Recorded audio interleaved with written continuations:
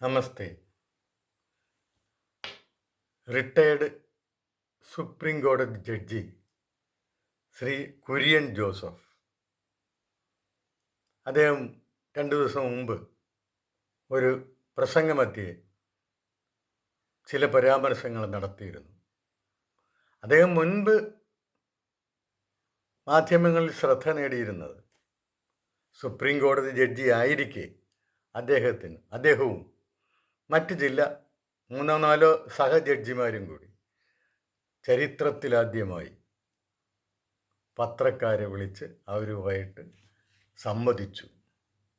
ഇതാണ് അന്ന് വലിയ കോളിളക്കം സൃഷ്ടിച്ച സംഭവമാണ്. കാരണം എന്ന് പറഞ്ഞാൽ മോദി സർക്കാർ ജുഡീഷ്യറിയിൽ കൈകടത്തുന്നു എന്ന ആരോപണവുമായി പ്രതിപക്ഷം വന്നു.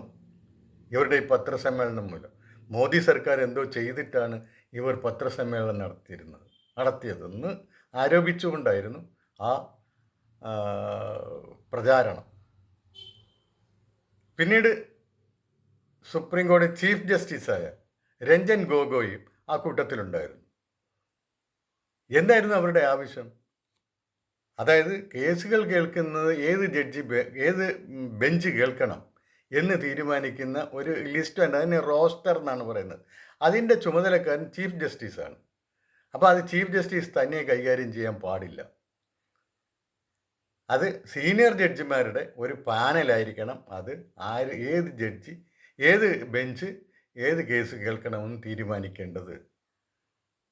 ഇവരുടെ പെട്ടെന്നുള്ള പ്രൊവോക്കേഷൻ, ഒരു ഇമ്മീഡിയറ്റ് പ്രൊവോക്കേഷൻ എന്ന് പറഞ്ഞു കഴിഞ്ഞാൽ അവർക്ക് താല്പര്യമുള്ള ഒരു കേസ് ചീഫ് ജസ്റ്റിസ് അവരുടെ ആരുടെയും ബെഞ്ചിലേക്ക് കൊടുത്തില്ല.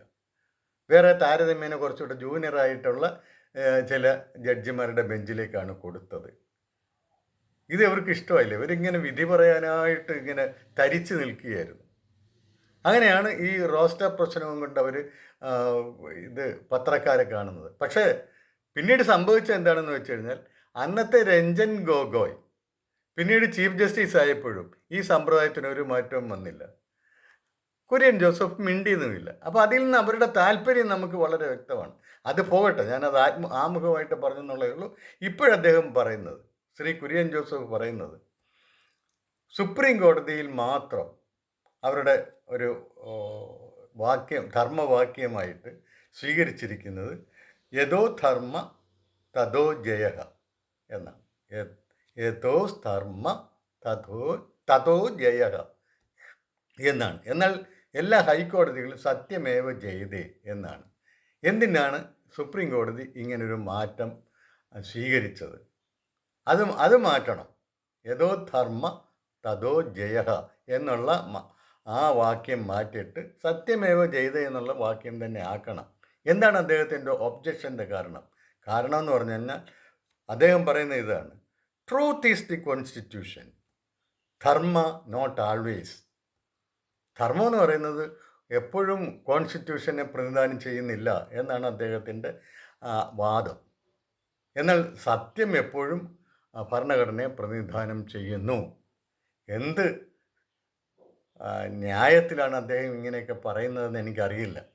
ഈ ഒറ്റ വാക്യത്തിൽ നിന്ന് ഒരു കാര്യം വ്യക്തമാണ്: അദ്ദേഹത്തിന് സത്യം എന്നതിനെക്കുറിച്ചും വലിയ വിവരമില്ല, അതുപോലെ ധർമ്മം എന്നതിനെക്കുറിച്ചും വലിയ വിവരമില്ല. അതിനൊരു ഉദാഹരണം പറയാം. ധർമ്മ എന്ന് പറയുന്നത് എ സെറ്റ് ഓഫ് ഡ്യൂട്ടീസ് ആണെന്നാണ് അദ്ദേഹം ധരിച്ചു വച്ചിരിക്കുന്നത്.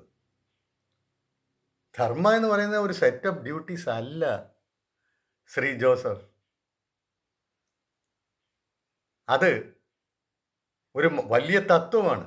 അത് ഉപനിഷത്തുകളിലും അതുപോലെ അതിൻ്റെ തത്വങ്ങൾ പ്രചരിപ്പിക്കുന്ന മഹാഭാരതത്തിലെ പല കഥകളിലും എല്ലാം ഈ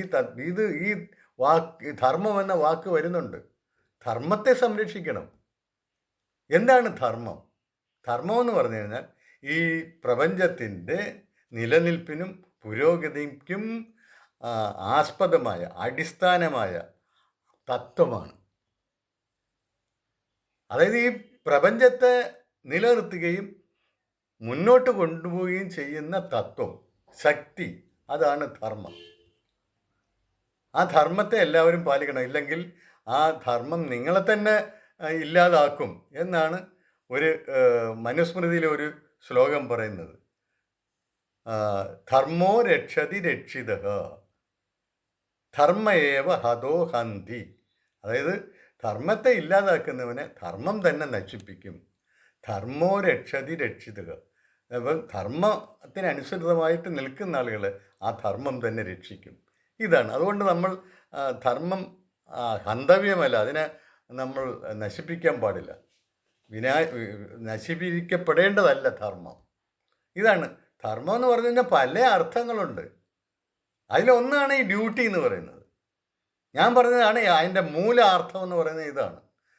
ധൃ എന്ന ധാതുവിൽ നിന്നാണ് ഈ ധർമ്മം എന്ന വാക്കുണ്ടായത്. ധൃ എന്ന് പറഞ്ഞാൽ ധരിക്കുന്നത്. അതിൽ നിന്നാണ് ഈ ഈ ലോകത്തെ ധരിക്കുന്നതാണ് ധർമ്മം. അല്ലാതെ ആരുടെയെങ്കിലും കുറേ ഡ്യൂട്ടീസ് അല്ല. അത് ചില ഭഗവത്ഗീതയിലെ തന്നെ ചില ശ്ലോകങ്ങൾ വായിച്ചാൽ നമുക്ക് അങ്ങനെ തോന്നും. ശ്രേയാൻ സ്വധർമ്മോ വിഗുണക എന്നൊക്കെ പറഞ്ഞുള്ള വാക്കുകളുണ്ട്. അതുപോലെ തന്നെ ശ്രീകൃഷ്ണൻ അവസാനം പറയുന്നുണ്ട് സർവധർമാൻ പരിത്യജ്യ മാമേകം ശരണം വ്രജ എന്നും പറയുന്നുണ്ട്. ഇതിന് പല അർത്ഥങ്ങളുണ്ട്. ധർമ്മം എന്ന് പറഞ്ഞു കഴിഞ്ഞാൽ ഈ ജാതിധർമ്മം, അതുപോലെ വർണ്ണധർമ്മം എന്നൊക്കെ പരിതപിക്കുന്ന നമ്മുടെ അതൊക്കെ നഷ്ടമാകുമെന്ന് പറഞ്ഞ് പരിതപിക്കുന്ന അർജുനനെയാണ് ഭഗവത്ഗീതയിൽ ആദ്യത്തെ അധ്യായത്തിൽ നമ്മൾ കാണുന്നത്. ഇനി ധർമ്മം എന്ന് പറഞ്ഞു കഴിഞ്ഞാൽ ഒരു വസ്തുവിൻ്റെ സ്വാഭാവിക പ്രത്യേകതകൾക്കും ധർമ്മം എന്ന് പറയും. ഇനി അയാൾ ചെയ്യേണ്ട ഡ്യൂട്ടീസിനും ധർമ്മം എന്ന് പറയും. എന്നുവെച്ചാൽ അതൊക്കെ ഈ ധരിക്കുക അല്ലെങ്കിൽ നിലനിർത്തുക എന്നുള്ള അർത്ഥത്തിൽ നിന്നുണ്ടായതാണ്, അതിൻ്റെ തദ്ഭവങ്ങളാണ്. അല്ലാതെ അത് മാത്രമല്ല അർത്ഥം. ഇപ്പോൾ സെറ്റ് ഓഫ് ഡ്യൂട്ടീസ് അല്ല ധർമ്മം എന്ന് പറയുന്നത്. സെറ്റ് ഓഫ് ഡ്യൂട്ടീസ് പറഞ്ഞു കഴിഞ്ഞാൽ ഈ ധർമ്മ സംരക്ഷണത്തിന് ഉതകുന്ന തരത്തിലുള്ള ഓരോരുത്തരുടെയും കർത്തവ്യങ്ങളാണ് ഈ സെറ്റ് ഓഫ് ഡ്യൂട്ടീസ് എന്ന് വരുന്നത്. അതാണ് അതിനെയും ധർമ്മമെന്നാണ് പരാമർശിക്കുന്നത്. അതുകൊണ്ടാണ് അത്രമാത്രമേ, അതായത് മുകളിൽ മാത്രമേ, ഉപരിപ്ലവമായിട്ട് മാത്രമേ ശ്രീ കുര്യൻ ജോസഫ് അതിനെ കണ്ടിട്ടുള്ളൂ. അതിൻ്റെ മൂലാർത്ഥം അദ്ദേഹത്തിന് അറിയത്തില്ല. അത് ഈ ബൃഹദാരണ്യോപനിഷത്തിൽ ഇത് വ്യക്തമായിട്ട് എന്താണ് ധർമ്മം എന്ന് പറയുന്നുണ്ട്. ചതുർവർണ്ണങ്ങളുടെ സൃഷ്ടിയെക്കുറിച്ച് പറയുന്നുണ്ട്. ഈ ചതുർവർണ്ണങ്ങളായ മാനവരാശി ഉണ്ടായിട്ട് മാത്രം കാര്യമില്ല. ഈ ലോകം നിലനിൽക്കുകയും പുരോഗമിക്കുകയും ചെയ്യണമെന്നുണ്ടെങ്കിൽ ഇവർ പാലിക്കേണ്ട ഈ 4 വർണ്ണങ്ങളും പാലിക്കേണ്ടതായിട്ടുള്ള ഒരു വലിയ തത്വമുണ്ട്. ആ തത്വത്തിന് അനുസൃതമായിട്ടുള്ള കർമ്മങ്ങളെ അവർ ചെയ്യാവൂ. അല്ല, ആ കർമ്മങ്ങളെ അല്ല ധർമ്മം എന്ന് പറയുന്നത്. ആ തത്വത്തിനെയാണ് ധർമ്മം എന്ന് പറയുന്നത്. അതിന് അനുസരിച്ച് ചെയ്യപ്പെടുന്ന കർമ്മങ്ങളെയും ധർമ്മം എന്ന് വിളിക്കുന്നു. അത്രയേ ഉള്ളൂ. മനുവിൻ്റെ ഇതിൽ തന്നെ ധർമ്മത്തെക്കുറിച്ചും പറയുന്നുണ്ട്, കർത്തവ്യങ്ങളെയും കുറിച്ചും പറയുന്നുണ്ട്. അല്ലെ, ധർമ്മം എന്ന വാക്യത്തെക്കുറിച്ചും അതുപോലെ മൂലാർത്ഥത്തെക്കുറിച്ചും പറയുന്നുണ്ട്. ആ മൂലാർത്ഥം ധ്വനിപ്പിക്കുന്ന ശ്ലോകമാണ് ഞാൻ മുമ്പേ പറഞ്ഞത്. ധർമ്മോ രക്ഷതി രക്ഷിതക എന്നുവെച്ചാൽ ഒരാളുടെ ഡ്യൂട്ടി അയാളെ രക്ഷിക്കുമെന്നാണോ? അല്ല. അയാളുടെ കർത്തവ്യം അയാൾ രക്ഷിക്കുമെന്നാണോ? അല്ല. കർത്തവ്യങ്ങൾ പലതും രക്ഷിക്കത്തില്ല. അതുപോലെ തന്നെ ഈ അദ്ദേഹം ഉദ്ധരിക്കുന്ന യഥോ ധർമ്മ തഥോ ജയ എന്ന് പറഞ്ഞാൽ എവിടെ കർത്തവ്യമുണ്ടോ അവിടെ ജയമുണ്ടെന്നാണോ പറയുന്നത്? അതാണ് അതിൻ്റെ അർത്ഥം. എവിടെ ധർമ്മമുണ്ടോ അവിടെ ജയമുണ്ട്. അതായത് ധർമ്മത്തിൽ നിന്നേ ജയം വരികയുള്ളൂ. ഇനി കോൺസ്റ്റിറ്റ്യൂഷൻ അദ്ദേഹം പറയുന്ന പോലെ ട്രൂത്ത്, സത്യമാണോ? സത്യം എന്ന് പറഞ്ഞാൽ യഥാർത്ഥ പരിഭാഷ ട്രൂത്ത് എന്നല്ല. അതിനുമുണ്ട് ഇതുപോലെ മൂലാർത്ഥവും ഭാവാർത്ഥവും ഒക്കെ. മൂലാർത്ഥം എന്ന് പറയുന്നത് അതല്ല, സത്തും അസത്തും ചേർന്നതിനെയാണ്, സത്തിനാൽ നിലനിർത്തപ്പെടുന്ന അസത്തിനെയാണ് സത്യം എന്ന് പറയുന്നത്. അതുകൊണ്ട് ബ്രഹ്മസത്യം ജഗന്മിഥ്യ എന്ന് ശങ്കരാചാര്യർ പറഞ്ഞിട്ടുണ്ട്. ബ്രഹ്മത്തിൻ്റെ പേര് സത്യമാകുന്നു എന്നും ഉപനിഷത്തിൽ പറയുന്നുണ്ട്. അത് ചാന്തോക്യ ഉപനിഷത്തിലാണ് പറയുന്നത്. ബ്രഹ്മത്തിൻ്റെ പേര് സത്യമാകുന്നു. അതുപോലെ തന്നെ ബൃഹദാരണ്യോപനിഷത്തിലും പറയുന്നുണ്ട്. അപ്പം അതുകൊണ്ട് സത്യമേവ ജയതേ എന്ന് പറഞ്ഞു കഴിഞ്ഞാൽ അതിൻ്റെ അർത്ഥം ബ്രഹ്മം ജയിക്കട്ടെന്നാണോ? അപ്പം ഇതൊക്കെ ഈ സംസ്കൃത വാക്കുകൾക്ക് സാങ്കേതിക അർത്ഥങ്ങളുണ്ട്, പിന്നെ ഈ വ്യാവഹാരിക അർത്ഥങ്ങളുണ്ട്, അങ്ങനെ പല അർത്ഥങ്ങളുണ്ട്. അതിൽ സന്ദർഭത്തിന് ഏറ്റവും യോജിച്ച അർത്ഥം നമ്മൾ എടുക്കണം. അതാണ് വേണ്ടത്. ഒരു പഠിതാവായാലും ഒരു വ്യാഖ്യാതാവായാലും അതാണ് ചെയ്യേണ്ടത്. അല്ലാതെ ഏതെങ്കിലും ഒരു അർത്ഥം എടുത്തിട്ട് എന്തെങ്കിലും വിളിച്ച് പറയരുത്. ഇവിടെ യഥോ ധർമ്മ തഥോ ജയ എന്ന് പറയുന്നിടത്ത് ഈ അദ്ദേഹം പറയുന്ന പോലെ ഡ്യൂട്ടി, കർത്തവ്യം എന്നുള്ള അർത്ഥമല്ല. സെറ്റ് ഓഫ് ഡ്യൂട്ടീസ് അല്ല അവിടുത്തെ ധർമ്മം, സെറ്റ് ഓഫ് ഡ്യൂട്ടീസും ഉണ്ട്. അത് ഈ മനുസ്മൃതിയിൽ തന്നെ പറയുന്നുണ്ട്, അഹിംസ, സത്യം, അസ്തേയം, ശൗചം, ഇന്ദ്രിയ നിഗ്രഹം. ഇങ്ങനെ ഈ 5 എല്ലാ വർണ്ണങ്ങളുടെയും പൊതുവായ ധർമ്മം എന്ന് പറയുന്നുണ്ട്. അത് മനു അങ്ങനെയാണ് പറഞ്ഞിരിക്കുന്നതാണ്. 10:63 മനുസ്മൃതി പറയുന്നത്. അപ്പം ഇത് സത്യം വേണം. സത്യം, അതായത് നമ്മൾ അതിനകത്ത് മനസ്സിലാക്കേണ്ടതെന്ന് പറഞ്ഞു കഴിഞ്ഞാൽ സത്യം എന്ന് പറയുന്നതും ഈ ധർമ്മത്തിൻ്റെ ഒരു ഭാഗമാണ്. അതായത് ധർമ്മം എന്ന് പറഞ്ഞു കഴിഞ്ഞാൽ ആ ധർമ്മത്തെ എല്ലാവരെയും നിലനിർത്തുന്നതായ അല്ലെങ്കിൽ പ്രപഞ്ചത്തെ നിലനിർത്തുന്ന, സംരക്ഷിക്കുന്ന, മുന്നോട്ട് കൊണ്ടുപോകുന്ന ആ ധർമ്മം എന്ന തത്വത്തെ പാലിക്കാൻ വേണ്ടി എല്ലാവരും ചെയ്യേണ്ട ഒരു കർത്തവ്യങ്ങളാണ് ഈ 5. അഹിംസ, അങ്ങോട്ടും ഇങ്ങോട്ടും ദ്രോഹിക്കരുത്. അഹിംസ. സത്യം, സത്യമായിരിക്കണം, അതായത് അങ്ങോട്ടും ഇങ്ങോട്ടും ചതിക്കരുത്. അസ്തേയം, ഒരാളിൻ്റെ വക മോഷ്ടിക്കാൻ പാടില്ല. ശൗചം, എല്ലാ കാര്യങ്ങളിലും ശുദ്ധി വേണം. മനുസ്മൃതി തന്നെ പറയുന്നത് ഏറ്റവും വലിയ ശുദ്ധി എന്ന് പറയും ദേഹശുദ്ധിയും അങ്ങനെ വാക്ശുദ്ധിയും ഒന്നും അല്ല. ഏറ്റവും വലിയ ശുദ്ധി എന്ന് പറഞ്ഞാൽ അർത്ഥശുദ്ധി, അതായത് സാമ്പത്തിക കാര്യങ്ങളിൽ ഒരാൾ കാണിക്കുന്ന ശുദ്ധിയാണ്, ശൗചമാണ് ഏറ്റവും വലിയ ശൗചം. അപ്പോൾ അതാണ് ശൗചം, ഏറ്റവും വേണ്ട ഒരു കാര്യമാണ്. ഇന്ദ്രിയ നിഗ്രഹം എന്ന് പറഞ്ഞാൽ നമ്മൾ ഈ ശരീരത്തിന് നമ്മളെ തന്നെ വിട്ടുകൊടുക്കരുത്. ഇന്ദ്രിയ പ്രവർത്തനങ്ങൾ, ഇന്ദ്രിയങ്ങൾ നമ്മുടെ ഓരോരോ കാര്യങ്ങൾ ആവശ്യപ്പെടുമ്പോൾ നമ്മൾ സംസ്കൃത ചിത്തരാണെങ്കിൽ, നമുക്കൊരു സംസ്കാരം ഉണ്ടെങ്കിൽ നമ്മൾ അതിനെ നിയന്ത്രിക്കണം. എല്ലാ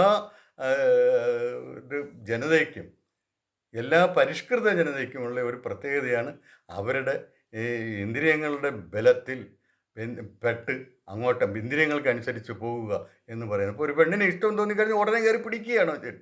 അല്ല, അതിനെ നമ്മൾ നിയന്ത്രിക്കും. അതാണ് സംസ്കാരം.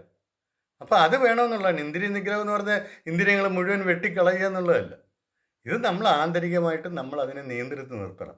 ഇപ്പം ഇതൊക്കെയാണ് ഈ ധർമ്മം എല്ലാവരും പാലിക്കേണ്ട കർത്തവ്യങ്ങൾ, ധർമ്മ സംരക്ഷണത്തിനായിട്ട് പാലിക്കേണ്ട കർത്തവ്യങ്ങളാണിതൊക്കെ.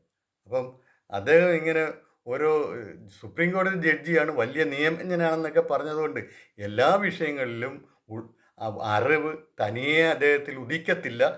അതുകൊണ്ട് ഓരോരോ തൻ്റെ മണ്ഡലത്തിൽ നിന്നും വ്യത്യസ്തമായ മണ്ഡലത്തെക്കുറിച്ച് അഭിപ്രായം പറയുമ്പോൾ പഠിച്ചിട്ട് വേണം പറയാൻ.